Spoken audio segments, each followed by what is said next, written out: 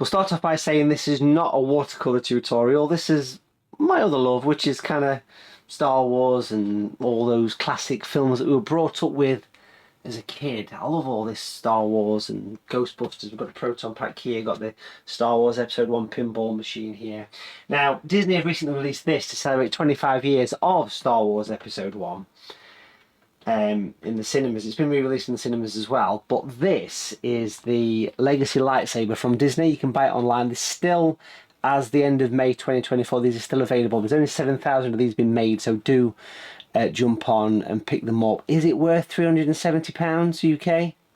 Plus, you've got to get the blades. Well, what makes this different and what makes this unique and what made me purchase this was not only because it's celebrating one of my favourite movies of all time. Yes, I've got a soft spot for Episode 1, but also it comes in this wonderful wooden presentation box that plays music and has light up effects.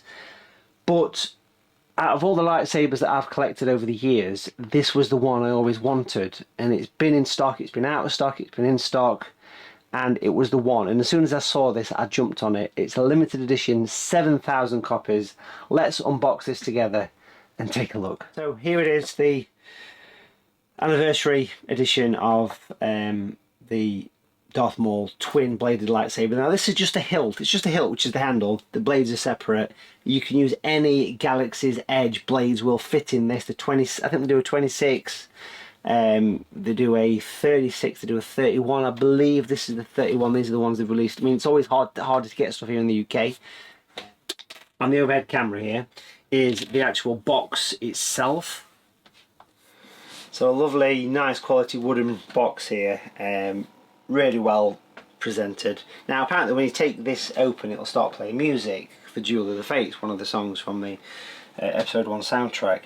And it lights up too, so I can't play it for too long because of the old copyright strike, but let's take a look. Let's take a look here.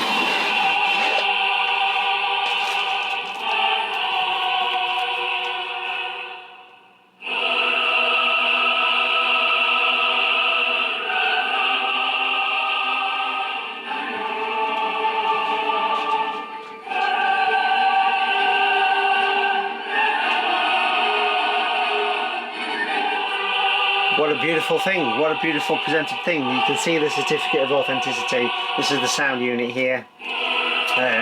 So this one is 6699 of 7,000, so they've nearly sold out of these. And let's just press that down to turn the sound off, because we will get a copyright strike if we don't, if we leave that open. Little bit of sort of safety bump. Then under here, of course, is the hilt itself. It's the double hilt, so we'll take that off. We'll take this off. This is the one I've wanted for such a long time. I can see a little bit of a mark, which is a little bit of a worry. So you get the hilt itself. Okay, so here you can turn off the audio, or the whole thing, sound, music. Yeah, so looking at this, I mean, it's a weighty thing, but a little bit of an imperfection for the money, so I think I might contact Disney about that one and tell them.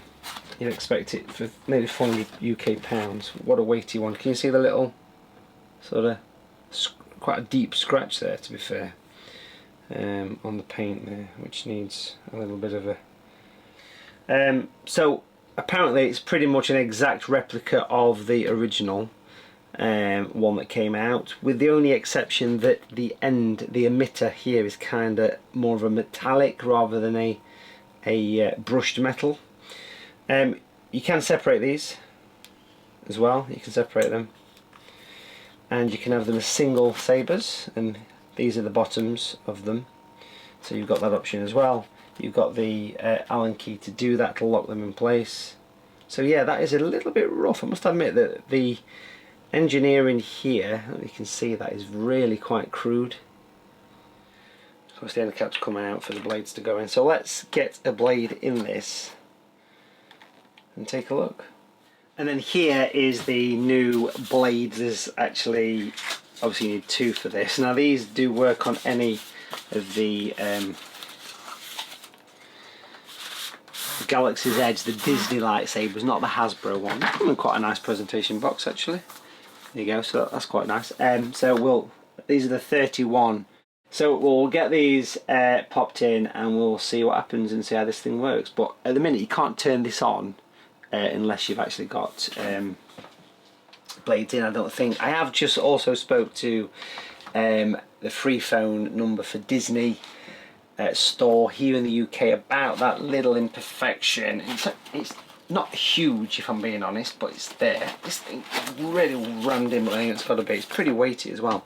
It's just a little scratch here, so I spoke to them and they said, well, okay, you got two options. You can either return it and we'll send you a new one. We'll hold you one if we've got the stock. There's a risk. Or we can escalate this to the head office where you can potentially get a partial refund. It's only on the connecting piece, so I can kind of live with that. I'm not going to lose too much sleep. I like the fact that the number I've got is, you know, 6699. That to me is quite a good number. So they don't do spare parts. They don't do spare parts. Which I did inquire about. I did ask the question. But let's take a look at the actual blade here. Now, these work on any of the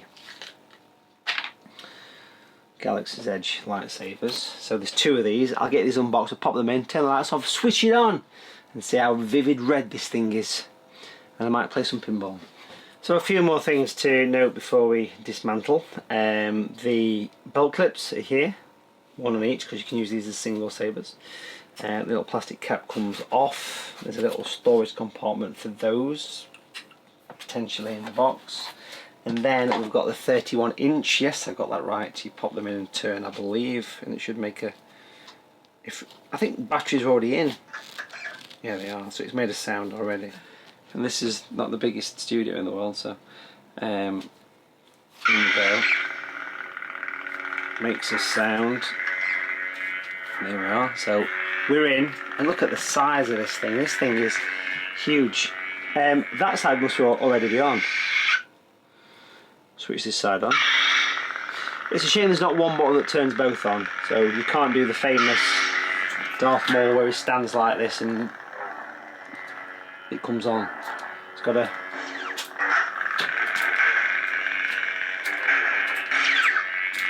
make some nice sounds. But yeah, I mean, I'm thinking this would look nice up on display around here. As always with these sabers, and something I've noticed for a long time, if you look close at them, you can actually see, you get the right angle, you can actually see the LEDs inside, like a mottled effect. That is part and parcel of these, unfortunately.